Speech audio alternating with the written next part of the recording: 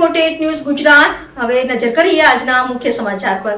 ભરૂચ જિલ્લા ભાજપ સંગઠન મંત્રીનો હોદ્દો ધરાવતા નયના વકીલના પતિ નીતિન વકીલે અંકલેશ્વર નગરપાલિકાની ચૂંટણીમાં વોર્ડ નંબર 1 માં અપક્ષ ઉમેદવાર તરીકે ઉમેદવારી નોંધાવતા રાજકીય ક્ષેત્રે ખળભળાટ મચી જવા પામ્યો છે। નીતિન વકીલે ભાજપમાં શિક્ષિત અને સક્રિય આગેવાનોની અવગણના કરવામાં આવતા હોવાના આક્ષેપો કર્યા હતા। જોકે નીતિન વકીલ અગાઉ પાલિકામાં ભાજપના ઉમેદવાર તરીકે જીત મેળવી ચૂક્યા છે। અંકલેશ્વર નગરપાલિકાની ચૂંટણીમાં રાજકીય ગરમાવો વધ્યા છે, કારણ કે ભારતીય જનતા પાર્ટી સાથે જોડાયેલા નેતાના પરિવાર તરફથી જ બગાવતના સૂર ઉઠ્યા છે। જિલ્લા ભાજપ સંગઠન મંત્રીનો હોદ્દો ધરાવતા નયના વકીલના પતિ નીતિન વકીલે અંકલેશ્વર નગરપાલિકાની ચૂંટણીમાં વોર્ડ નંબર 1 માં અપક્ષ ઉમેદવાર તરીકે ઉમેદવારી નોંધાવી છે।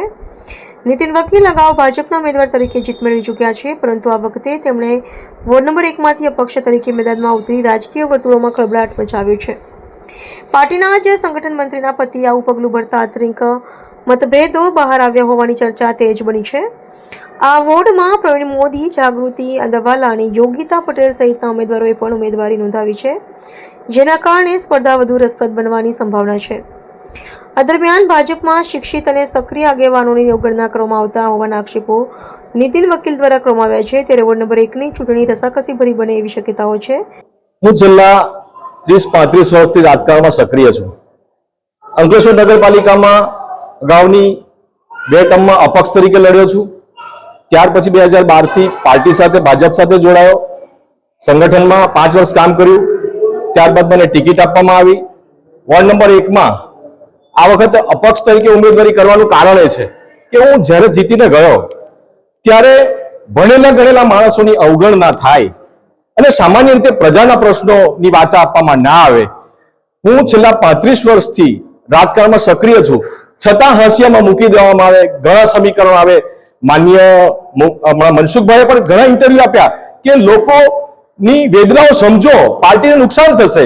આ બધી ઉચ્ચ કોટીની એમની જે વાતો છે અને એ સામાન્ય રીતે પક્ષે પણ નોંધ લેવી જોઈએ।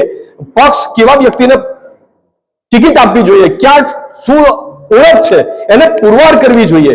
ખરેખર નગરપાલિકામાં મેં જાતે શાસન જોયું છે, ત્યારથી શાસનમાં ક્યારે પણ વિકાસના નાણાં માટે સરકાર અઢળક રૂપિયા આપે છે, છતાં પણ આ વિકાસ થતો નથી। વિકાસ ખોળંબે પડે છે। ભરૂચ નાકાનું નારું આજે 6 મહિનાથી મારા 1 નંબરના વોર્ડમાં રહું છું। 6 વર્ષથી મારે ત્યાં રહેવાની આવવા જવાની વ્યવસ્થા છે। બીજી સોસાયટીમાંથી આવવા જવાનો માર્ગ આપવામાં આવેલો છે। લોકો ત્રાહીમામ પોકારી ગયેલા છે। અમે પણ રોજે રોજના પેટ્રોલ અને ડીઝલથી લોકો સમજશે કે સાહેબ તમે આટલા બધા આગેવાન છો, એડવોકેટ છો, તમે ચૂંટણી લડો અને આ બધી સમસ્યાઓને તમે આગળ લાવો। મારા પ્રવીણભાઈ માસ્ટર સાહેબ મારી સાથે અમારી વાટાઘાટ થઈ કે ભાઈ આવનારા દિવસોમાં જો પાર્ટી કોઈ નિર્ણય લે તો આપણે આ રીતે સાથે રહીને લડીશું, નગરના વિકાસ માટે આપણે કામ કરીશું। અને ઘણા લોકો આ બધી સમસ્યાઓ હોવા છતાં બોલી નથી શકતા। એનું કારણ કેટલીક રાજકારણની નીતિ રીતિઓને કારણે લોકો દુભાતા હોય છે। જ્યારે મારા પત્ની અત્યારે ભારતીય જનતા પાર્ટીમાં એમને લોહી રેડ્યું હશે, એમને જોઈને સક્ષમતાને કારણે એમને મૂકવામાં આવ્યા હશે અને નહીં કે રોડ પરથી લાવીને કોઈ પાર્ટીને કોઈ જવાબદારી સોંપી દેતા હોય છે। ત્યારે આજે પાછળથી પાર્ટીએ ગાઈડલાઈન ઊભી કરી છે કે ભાઈ 3 વર્ષની ટર્મ હોય તો એના માટે સાયલન્ટ, 60 વર્ષ માટે સાયલન્ટ, પાર્ટીના કોઈ અન્ય ઉમેદવાર અન્ય જગ્યાએ હોય તો એને પણ એને સાયલન્ટ। તો શું મારા પરિવારમાં અમે આખો પરિવાર ભાજપ સાથે સમર્પિત છીએ, તો પાર્ટી જો આ રીતે નિર્ણયો લેશે તો અમારી સ્કીમનું શું થશે? એડવોકેટ બનેલા લોકોની કામગીરી કરવા માટે અમે તત્પર છીએ, છતાં પણ જો તમે આ રીતે કામગીરી કરવા માંગશો તો પાર્ટીમાં મારા મિસિસ જે છે, પત્ની છે, એના માટે એમનો અલગ વિચારધારા છે, મારી અલગ વિચારધારા છે। મારે પ્રજાના કામો કરવા છે અને અમે પાર્ટીના કામો કરીશું।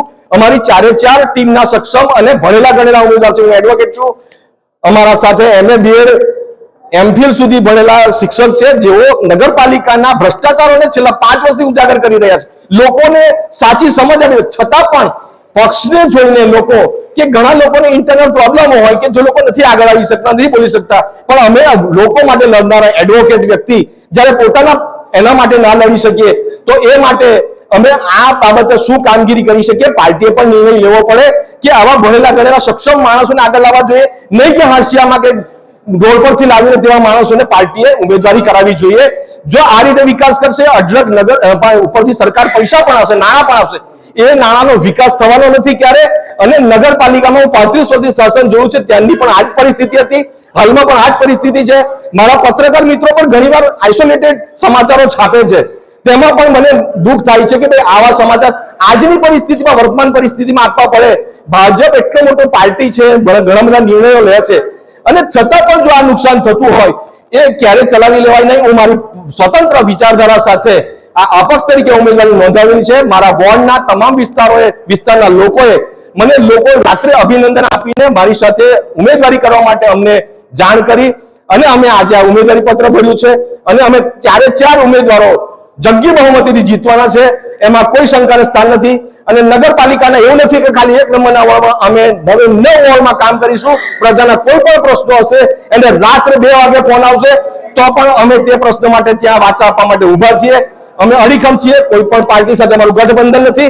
લોકો ખોટી વાતો કરતા હશે કે આ પાર્ટી સાથે છે, પેલી પાર્ટી સાથે છે, અમારે કોઈ પાર્ટી સાથે ગઠબંધન નથી, અને ભવિષ્યમાં પણ માનો કે અમે કોઈ પણ જાતે કોઈ પણ પાર્ટી સાથે અમે જોડાવાના નથી. અસ્તુ, વંદે માતરમ. AB48 ન્યૂઝ ગુજરાત સાથે ધર્મેશ રાણા, અંકલેશ્વર.